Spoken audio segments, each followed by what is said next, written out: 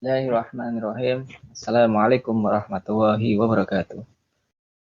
Kembali kita berjumpa dalam mata kuliah metodologi penelitian.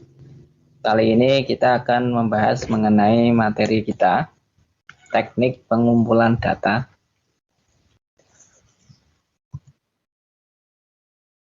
Sebagaimana yang telah kita ketahui bahwa di dalam sebuah penelitian tentu tidak terlepas dari namanya pengumpulan data, karena kita harus mengolah data, kemudian kita akan menganalisis, selanjutnya akan menarik kesimpulan.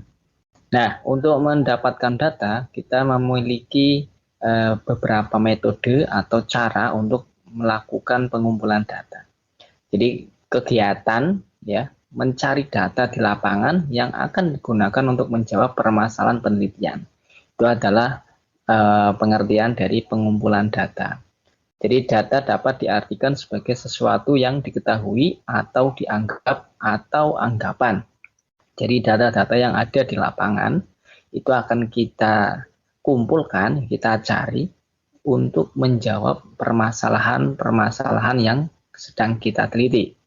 Jadi kegunaan data yaitu untuk membuat keputusan. Jadi data-data yang kita kumpulkan nanti akan kita analisis sehingga kita akan menghasilkan sebuah keputusan berdasarkan data tersebut. Maka artinya bahwa data ini memiliki peran yang sangat penting, pengaruh yang sangat penting dalam menghasilkan sebuah keputusan. Oleh karena itu, dalam mengumpulkan data, dalam mencari data, ini memiliki teknik, memiliki cara agar data yang kita kumpulkan memang benar-benar data yang sangat kita butuhkan, relevan, dan valid. Nah, persyaratan data yang baik. Jadi data yang baik itu bagaimana? Yang pertama adalah objektif, yaitu sesuai dengan keadaan yang sebenarnya, tanpa manipulasi. Jadi data itu tidak dimanipulasi ya, objektif sesuai dengan kondisi yang sebenarnya. Kemudian yang kedua, representatif, artinya mewakili persoalan yang ada atau sesuatu yang lebih luas. Jadi data yang kita ambil itu adalah data yang mewakili atau representatif atau menggambarkan sesuatu yang sedang kita teliti atau sesuatu yang sedang kita cari solusinya atau kita cari akar permasalahannya gitu. Yang ketiga, memiliki tingkat kesalahan yang kecil. Jadi kesalahannya itu kecil ya. Kalaupun ada nanti berapa persen saja ya, rentangnya mungkin 1-5%. Kemudian up to date, yaitu data masih baru atau tidak kadaluarsa. Nah ini yang penting ya, jadi jangan sampai kita mencari data tetapi untuk menyelesaikan permasalahan dalam sebuah penelitian, tetapi kita malah mencari data yang sudah usang, data yang sudah kadaluarsa. Artinya nanti tentu keputusan yang akan diberikan itu berbeda karena data itu sudah tidak relevan lagi, harus up to date. Kemudian yang kelima, relevan, yaitu data yang dihasilkan harus ada hubungannya dengan persoalan yang akan dipecahkan. Jadi harus relevan ya kalau kita ingin mencari data mengenai kecenderungan ataupun sikap atau perilaku masyarakat sekarang terhadap intensitas membaca koran, ya, koran cetak ya. Nah itu kita ingin mencari data itu. Bagaimana para warga itu sekarang intensitas membaca koran cetak itu seperti apa.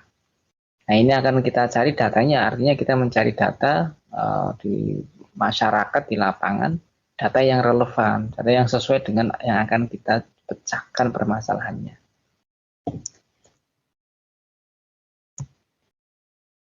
Kemudian data menurut sifatnya, ada dua, data kualitatif dan data kuantitatif. Data kualitatif adalah data yang merujuk pada karakteristik dalam bentuk sifat, bukan angka. Ini data kualitatif. Jadi bukan berupa angka-angka ya, tetapi karakter. Misalkan senang ya, senang, sedih, data kualitatif. Kemudian menurun, naik ya, itu data-data kualitatif. Bukan berupa angka. Kemudian data kuantitatif adalah data yang menyatakan dalam bentuk angka. Misalkan harga koran ya 5.000, kemudian harga bensin ya Pertalite itu 8.000, itu adalah data-data yang berbentuk angka. Ini menurut sifatnya. Kemudian kalau data menurut sumbernya itu ada dua, internal dan eksternal. Internal adalah data yang merujuk pada karakteristik dalam bentuk sifat, bukan angka. Oh, ini keliru ya. Harusnya internal itu adalah data yang merujuk pada internal kita ya. Jadi dari dalam diri, misalkan di dalam sebuah perusahaan ya, kita meneliti sebuah perusahaan, kemudian nanti di dalam perusahaan itu data-data yang diperoleh dari dalam perusahaan itu. Sedangkan data eksternal itu adalah data yang kita cari dari di luar dari perusahaan itu. Atau kalau misalkan kita meneliti sebuah perusahaan media cetak, maka data internalnya itu adalah data yang diperoleh dari di dalam perusahaan media cetak tersebut. Sedangkan data yang eksternal adalah data yang dari luar perusahaan cetak tersebut. Dan kalau menurut waktu pengumpulannya itu ada data cross section, yaitu data yang dikumpulkan dalam suatu periode tertentu.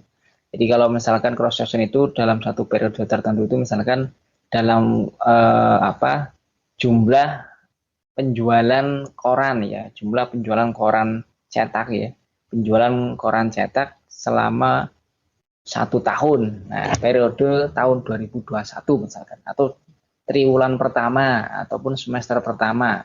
Jadi menggunakan suatu periode tertentu.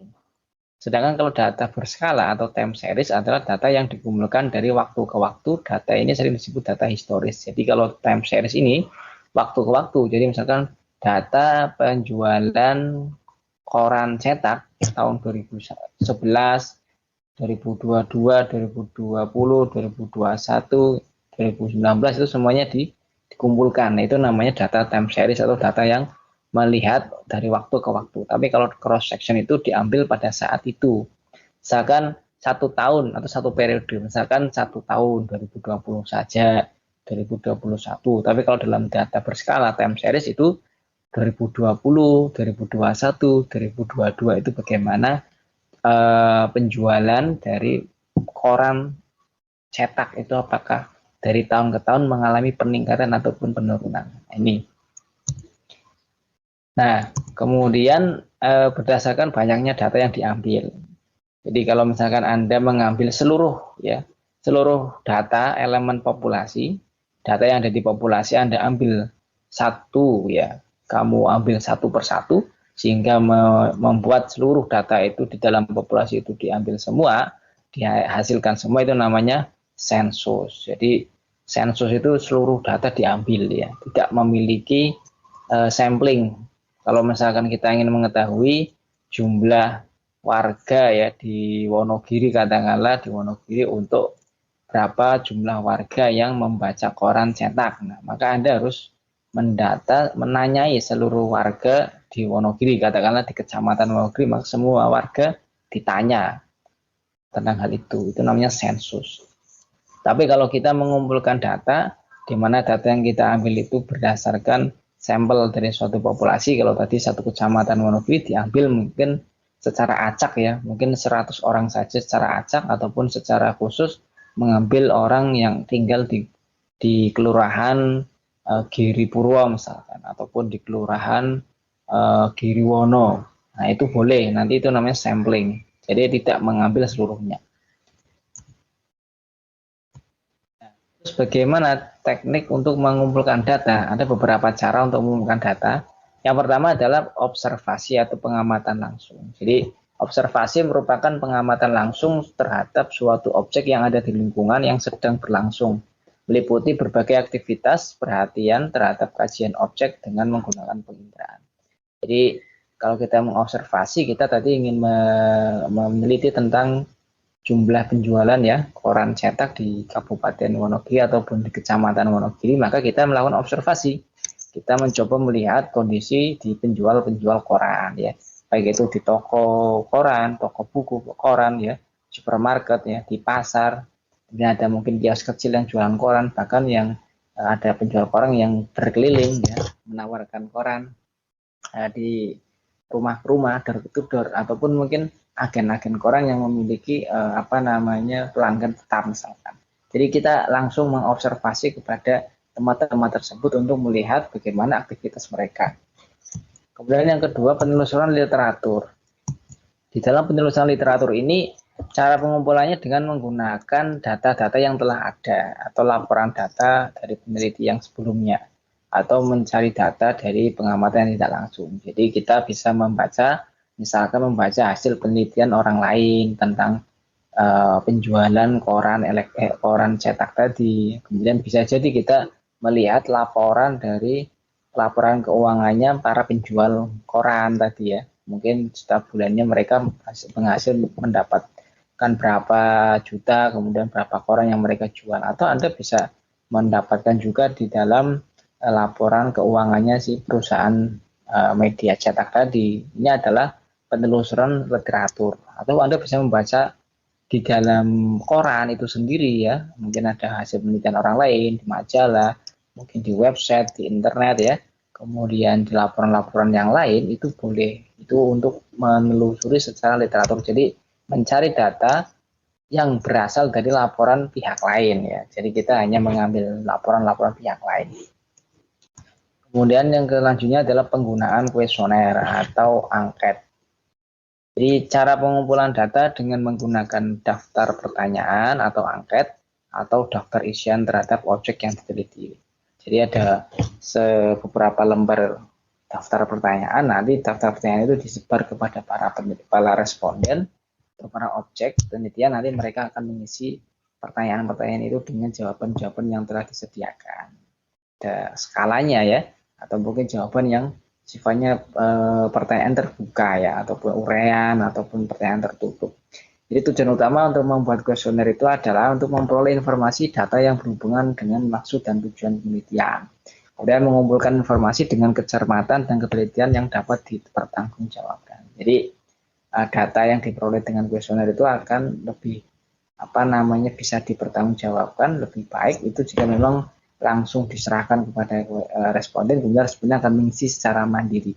Jadi itu akan lebih valid, lebih dapat dipertanggungjawabkan karena informasi yang diisi adalah benar-benar informasi yang diberikan oleh para responden. Kuesioner atau angket. Selanjutnya ada wawancara atau interview. Biasanya kalau wawancara ini untuk penelitian-penelitian yang bersifat kualitatif ya, tapi juga untuk kualitatif tidak menutup kemungkinan. Jadi dalam pengumpulan data ini langsung mengadakan tanya jawab kepada objek yang diteliti. Misalkan kita mewawancara tatap muka, atau bisa melalui telepon, mewawancara dengan bantuan komputer ya, atau wawancara melalui media elektronik. Ataupun bisa menggunakan media sekarang ya, ada media Zoom misalkan ya, kemudian bisa menggunakan Google Meet dan sebagainya, ataupun video call itu boleh-boleh saja ya, itu wawancara, jadi langsung bertatap muka walaupun secara virtual. Jadi dan biasanya wawancara ini sudah memiliki beberapa pertanyaan-pertanyaan. Makanya nanti ada wawancara tidak terstruktur, artinya tidak terencana. Jadi tujuannya hanya untuk menggali awal saja. Misalkan Anda tadi setelah melakukan observasi kepada penjual koran cetak, kemudian mencoba wawancara secara tidak terstruktur. Misalkan tanya, Pak, biasanya setiap hari laku berapa koran cetaknya yang dijual?